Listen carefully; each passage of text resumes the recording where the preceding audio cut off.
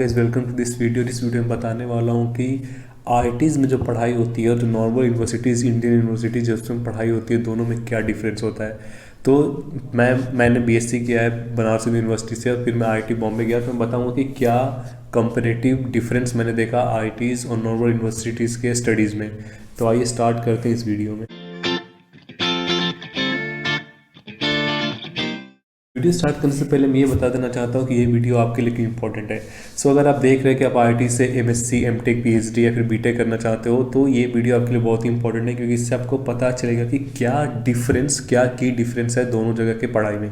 तो इससे फ़र्क ये पड़ेगा कि जब आप एक्चुअली जब किसी नॉर्मल यूनिवर्सिटी से किसी Indian other universities like DU BHU या फिर किसी और यूनिवर्सिटी से आप अगर बीएससी या फिर बैचलर्स कर रहे हो और आप अगर मास्टर्स करने के लिए आईआईटी जाते हो तो आप देखते हो कि बहुत ही सिग्निफिकेंट डिफरेंस देखने को मिलता है आपको।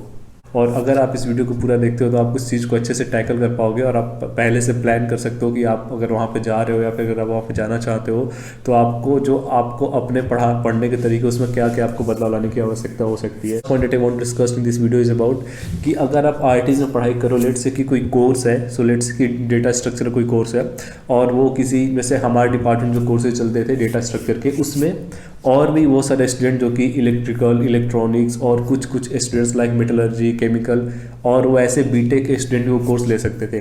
तो जो भी कोर्सेज वहाँ पे चलते हैं अगर वो सेम कोर्सेज किसी और डिपार्टमेंट में एज इलेक्टिव है तो किसी और डिपार्टमेंट के बच्चे आपके साथ आके पढ़ाई कर सकते हैं। बहुत सारे कोर्सेज थे जो हमारे खुद के कोर्सेज थे बट वो बस हमारे लिए नहीं चलते थे। तो जैसे रिग्रेशन था तो रिग्रेशन में हमारा बैच बस 32 का था बट उसमें 80 स्टूडेंट्स थे। तो बहुत सारे स्टूडेंट्स सीएससी बीटेक सीएससी के थे, बहुत सारे स्टूडेंट इलेक्ट्रिकल इलेक्ट्रॉनिक्स के भी थे। और वहाँ पे मेन चीज़ ये होता है कि जब आप उनके साथ पढ़ते हो तो सबको सेम चीज़ पढ़ाया जाता है, सबका एग्जाम साथ में होता है, सबके टेस्ट साथ में होते हैं, सबकी मार्किंग साथ में होती है। तो आप ये कह सकते हो कि उनके साथ पढ़ना क्या मतलब ऐसा हो सकता है कि आपको इसके लिए कोई मतलब घाटे की चीज़ है फिर बढ़िया चीज़ है। तो कुल मैं कहूँगा कि ये एक बढ़िया चीज़ है, क्योंकि जब आप अच्छे बच्चों के साथ पढ़ते हो जो कि खासकर सीएससी के हैं तो बहुत ही अच्छे अच्छे यूनिक क्वेश्चंस पूछेंगे। और बस अगर आप उस डिस्कशन में इन्वॉल्व रहते हो, अगर आप उनके साथ रहते हो, बस उनको पढ़ते हो उस चीज़ों के साथ में, तो आप देखो कि कैसे आपकी जो लर्निंग एक्सपीरियंस है बहुत ही यूनिक हो जाएगी, बहुत ही डिफरेंट हो जाएगा। तो ये चीज़ बहुत ही अच्छा है कि जो भी कोर्सेज चलते हैं वो बहुत सारे बैच मिला के साथ में चलते हैं और ये आपको एक यूनिक लर्निंग एक्सपीरियंस देगा। ये बात है कंपैरेटिव ग्रेडिंग। सो क्या होता है ये तो मैं बता दूं कि जब मैंने कहा कि कोर्सेज साथ में चलते हैं तो इसका मतलब ये होता है कि जब एग्जाम्स होंगे, जब आपके टेस्ट होंगे तो वो भी साथ में ही होंगे और इस तरह से आप देखोगे कि आपका जो ग्रेड है वो भी उनके साथ ही बनेगा। तो आईआईटीज़ में कंपैरेटिव ग्रेडिंग करके सिस्टम होता है। इसका मतलब ये है कि जब आप एग्ज़ाम्स दे रहे हो और जब मार्क्स आ रहे हैं, सो लेट से कि 100 नंबर्स का एग्ज़ाम हुआ और जो टॉपर का मार्क्स है वो 78 है, तो उसको फुल ग्रेड मिलेगा, 10 ग्रेड मिलेगा और वहाँ से मार्किंग स्टार्ट होगी।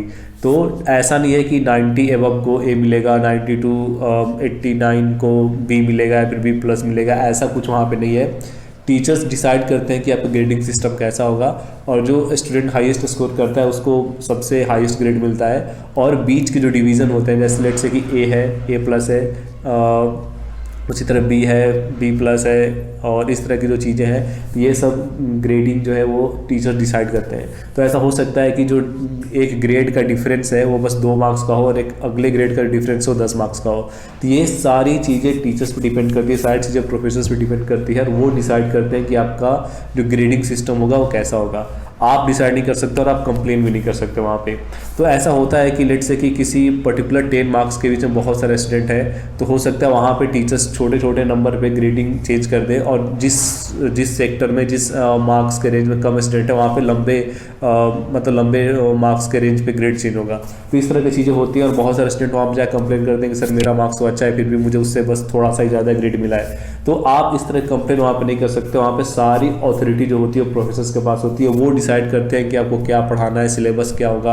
आप देख सकते हो कि बहुत ज़्यादा सिलेबस जो जनरली लिखा रहता है आपके कोर्स स्ट्रक्चर में उससे डिफरेंट भी हो सकता है। तो ये सब चीज़ें वहाँ पे मैटर नहीं करती। मेन चीज़ ये थी कि जो वहाँ पे प्रोफेसर्स होते हैं, जो टीचर्स पढ़ाते हैं आपको, उन सारी चीज़ों पे चीज़ें डिपेंड करती हैं। वो डिसाइड करेंगे कि आपको पढ़ाना क्या है, आपका सिलेबस कैसा होगा, आपको बुक कौन से फॉलो करनी है, आपके एग्ज़ाम्स कैसे लेने हैं, आपकी ग्रेडिंग कैसे करनी है, ये सारी चीज़ें टीचर्स पर डिपेंड करती है। अगर कॉम्पिटिटिव ग्रेडिंग में ये होता है कि जो स्टूडेंट बीटेक के हैं, जो कि आपको लग रहा है कि वो बहुत ज़्यादा टैलेंटेड हो सकते हैं, क्योंकि ऑब्वियसली सीएससी के स्टूडेंट होते हैं, आईटी जेईई के टॉप 100 के स्टूडेंट होते हैं, तो काफ़ी टैलेंटेड होते हैं, ऑब्वियसली सही बात है।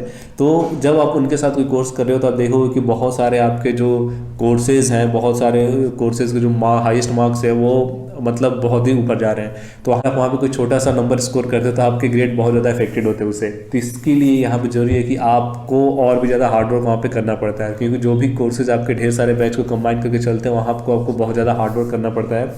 और आप देखो कि इससे ना आपकी लर्निंग एक्सपीरियंस और जो आपका हार्डवर्क करने का कैपेसिटी बहुत ज़्यादा इंक्रीज़ होता है। तो ये कुल मिला के एक अच्छी चीज़ है कि आप जब बहुत सारे अच्छे अच्छे बच्चों के साथ कम्पीट कर रहे हो तो तब वहाँ पे आप एक यूनिक सा एक्सपीरियंस, एक यूनिक सा अपना प्रोफाइल बना सकते हैं, क्योंकि आप भी अच्छे से हार्डवर्क करते हो, आपको वो चीज़ें करनी पड़ती है। तो ऐसा कभी देखने को नहीं मिला है कि कोई स्टूडेंट फेल हो गया क्योंकि वो कोर्सेज बीटेक के बच्चों के साथ चल रही थी या फिर एमटेक के बच्चों के साथ चल रही थी। ऐसा कुछ नहीं होता है। फेल वही होते हैं जो बिल्कुल ही स्कोर नहीं कर सकते, क्योंकि मैंने कहा कंपैरेटिव ग्रेडिंग होती है तो पासिंग मार्क्स भी लोअर ही होता है। ऐसा नहीं होता है कि पासिंग मार्क्स बहुत ज़्यादा हाई होगा। अगर किसी स्टूडेंट ने 100 में 68 या फिर 78 हाईएस्ट स्कोर करा तो उसके हिसाब से पासिंग मार्क्स भी लो हो जाता है। बच्चे हमारे बैच के अच्छे मार्क्स लेकर आते थे, कभी कभी हमने भी 10 9 आउट ऑफ 10 लेके आए हैं कोर्सेज में। तो ये सब चीज़ें वहाँ पे होती है, तो सब चीज़ नॉर्मल है। जब वहाँ पे जाओगे तो चीज़ों को सीख सकते, वहाँ पे जाओगे तो आप देखो कि ये सब चीज़ें आपके लिए बहुत ही नॉर्मल हो जाएगी। फर्स्ट सेमेस्टर जो होता है आपको, जब ये चीज़ें आपके लिए नहीं होती तब आपको लगेगा कि हाँ यार बहुत डिफिकल्ट है ये, या फिर ये तो बहुत ही अजीब है कि उनके साथ हमारे कोर्सेज चल रहे हैं या फिर हमारी ग्रेडिंग उनके साथ हो रही है। बट लॉन्ग टर्म में जब आप एक सेमेस्टर स्पेंड कर लोगे, जब आप खुद को उसके साथ कंफर्टेबल बना लोगे, तो देखोगे कि वो बिल्कुल ही हार्ड नहीं था, वो बिल्कुल अच्छी बात थी कि आपसे आपकी जो लर्निंग एक्सपीरियंस थी वो बहुत ही ज़्यादा अच्छी हो गई। बात करते हैं जो कि है एग्ज़ाम सिस्टम, तो वहाँ पे एग्ज़ाम का क्या पैटर्न है। तो नॉर्मली जो यूनिवर्सिटीज़ होती हैं और फिर जो नॉर्मल कॉलेज होते हैं वहाँ पे एग्ज़ाम्स का पैटर्न ऐसा होता है कि एक हर सेमेस्टर में एक मिड सेम होता है और एक एंड सेम होता है। But in IITs the some things are not like that. So before mid-sem there will be something called quiz. So what is the purpose of quiz? Quiz is simply a exam of 10 marks. So जो quiz होता है वो 10 marks का या फिर 5 marks का या फिर 8 मार्क्स का, जो भी टीचर डिसाइड करते हैं उतने मार्क्स का वो एग्ज़ाम होता है। और मिड सेम के पहले एक क्विज होगा और मिड सेम के बाद एक क्विज होगा और एक एंड सेम होगा। तो जनरली ईच सब्जेक्ट जो भी आपके पेपर है, ईच पेपर का जो एग्जाम्स होता है वो 4 पार्ट में हो सकता है। एक क्विज, एक मिड सेम, फिर एक क्विज, फिर एक एंड सेम। बट जनरली ऐसा होता नहीं है, चीज़ें और ज़्यादा मुश्किल हो सकती है, क्योंकि कुछ कुछ टीचर्स होते हैं जो ऐसा रखते हैं कि मिड सेम के पहले 2 क्विज 20 मार्क्स का, मिड सेम के बाद 2 क्विज जो कि 20 मार्क्स का 40 मार्क्स हो गए, और मिड सेम 20 मार्क्स का 60 मार्क्स और 40 मार्क्स का एंड सेम। तो टोटल मिला के 2 क्विज, एक मिड सेम, फिर 2 क्विज, फिर एक एंड सेम।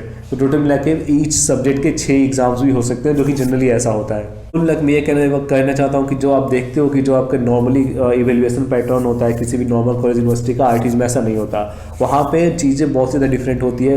एक्चुअली कोई एक सब्जेक्ट, कोई एक पेपर ऑलमोस्ट 6 या फिर 7 एग्जाम्स का होता है। कभी कभी ऐसे भी टीचर्स होते हैं जो 100 मार्क्स के पेपर को 10-10 मार्क्स के 10 डिफरेंट एग्जाम्स में डिवाइड कर देते हैं, जिनका इक्वल वेटेज होता है। कुछ टीचर्स ऐसे भी होते हैं कि जो कि 80 मार्क्स एग्जाम लेंगे और 20 मार्क्स के प्रोजेक्ट्स रखेंगे।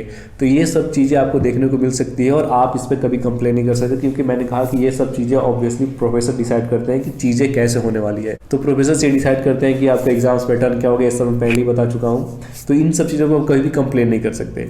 तो IITs का जो ये चीज़ है ये एक यूनिक चीज़ है, क्योंकि मतलब आप देख सकते हो कि वहाँ पे ऐसा लगेगा कि हर वीक ही आप एग्जाम्स दे रहे हो। मतलब ऑब्वियसली अगर आपका 6-7 सब्जेक्ट हो, एक सब्जेक्ट के 6 एग्जाम है, तो समझो टोटल 36 एग्जाम्स होंगे एक सेमेस्टर में, जो कि एक सेमेस्टर 3.5 मंथ्स का होता है। तो ये चीज़ आप देख सकते हो कि 3.5 मंथ्स में आपको 36 एग्जाम्स देने हैं। तो 36 एग्जाम्स हो जाएंगे, मतलब एक मंथ में लगभग 12 एग्जाम्स, और एक हफ्ते में, जो कि एक मंथ 4 हफ्ते का होता है, तो 1 वीक में लगभग 3 एग्जाम्स। तो ऐसा होता है कि जैसे आपका कोर्स स्टार्ट होगा, तो जब आपके एक बार एग्जाम से स्टार्ट होंगे तो ऑब्वियसली हर हफ्ते 2-3 एग्जाम्स चलते ही रहते हैं। कभी किसी का मिड सेम होगा, फिर किसी का क्विज हो रहा है, किसी का ये हो रहा है, किसी के प्रोजेक्ट सबमिशन हो रहे हैं। तो ये सब चीज़ें चलते रहती है। और फर्स्ट सेमेस्टर जो होता है वहाँ पर बहुत ही डिफिकल्ट लगेगा आपको। वैसे भी आप अगर BSc कहीं और से करके MSc करने जा रहे हो तो आपको फर्स्ट सेमेस्टर बहुत ही डिफिकल्ट लगेगा।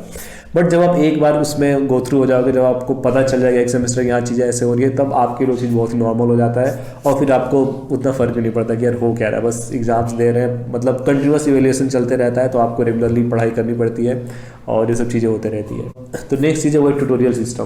तो ट्यूटोरियल सिस्टम क्या है कि आपका कोई एक अलग सा पेपर है, तो लेट से कि आपके नए सेमेस्टर में 5 पेपर है, तो हर एक पेपर में एक ट्यूटोरियल सिस्टम होता है। ट्यूटोरियल सिस्टम कहने का मतलब ये है कि टीचर्स आपको एक सीट देंगे और उसमें 10 टू मतलब 4-5 क्वेश्चंस होंगे और हर वीक एक ट्यूटोरियल्स दिया जाता है। कोई टीचर्स हो सकता है कि हर वीक 2 ट्यूटोरियल भी दे सकते हैं और आपको क्वेश्चन सॉल्व करके मतलब एक ट्यूटोरियल सेशन होगा फिर, और उसमें आपको अपने डाउट्स पूछने होते हैं। तो कुल मिला के जैसे कि आप ये कह सकते हो कि वहाँ पर प्रॉब्लम सॉल्विंग के लिए अलग से ध्यान दिया जाता है कि आपको एक A4 शीट दिया जाएगा और आप उसे आप उसको सॉल्व करोगे और टीचर से पूछोगे जो भी उसका आपको डाउट होगा। तो इस हिसाब से आपको बहुत ही ज़्यादा यूनिक एक्सपीरियंस मिलता है चीज़ों को सीखने के लिए।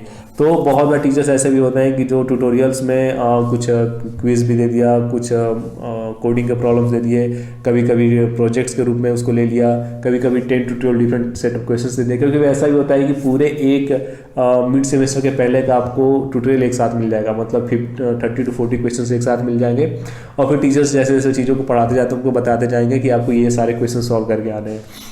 बहुत बार टीचर्स ऐसा भी करते हैं कि आपको ट्यूटोरियल मतलब वो देखते भी हैं कि आपने कितना सॉल्व करा है और उसके आधार पर मार्क्स भी देते हैं। कुछ ऐसे भी होते हैं कि मतलब जो ट्यूटोरियल होता है आपको टीए होते हैं जो यूजुअली जो सीनियर पर्सन होते हैं, मतलब यूजुअली जो टीए होते हैं वो पीएचडी के बंदे होते हैं, तो आपका वो आएंगे जो भी आपका डाउट होगा आप उनसे पूछ सकते हो और आपको सॉल्व कर देंगे।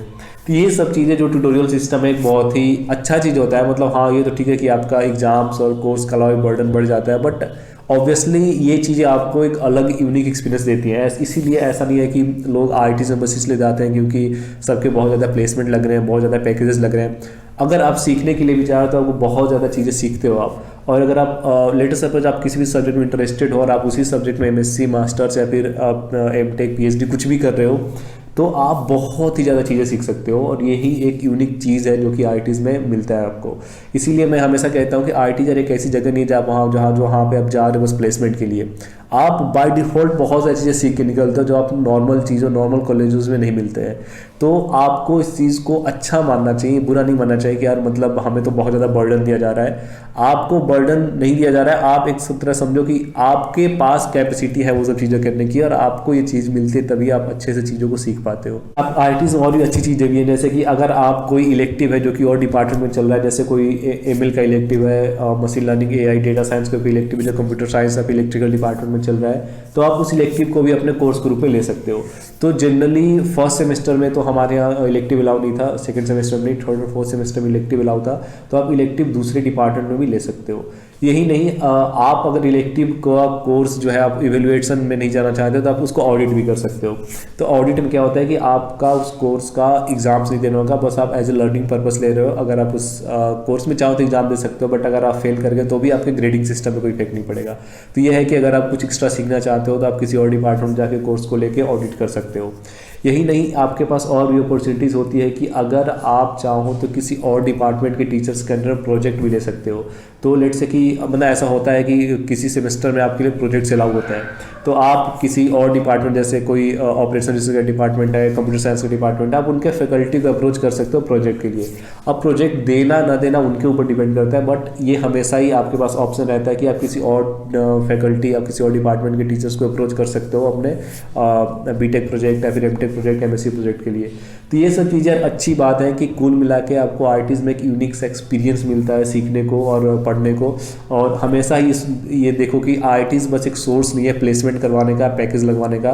वो चीज़ आपको मिलती है क्योंकि आप हार्डवर्क करके जाते हो और वहाँ पे कंपनीज आती है, बट इस चीज़ को हमेशा फोकस रखो कि आपको बहुत ही कुछ सीखने को मिलता है और जितना भी टाइम आपको मिला वहाँ पे सीखने के लिए सीखो, अपने टीचर से सीखो, अपने दोस्तों से सीखो और अपने आसपास के लोगों से सीखो। तो इस वीडियो के लिए इतना। इस वीडियो में मैंने बताया कि क्या डिफरेंस है आईटीज़ और तो इस वीडियो में बताया क्या डिफरेंस है आईटीज़ और नॉर्मल यूनिवर्सिटीज़ में पढ़ाई होती है उसमें।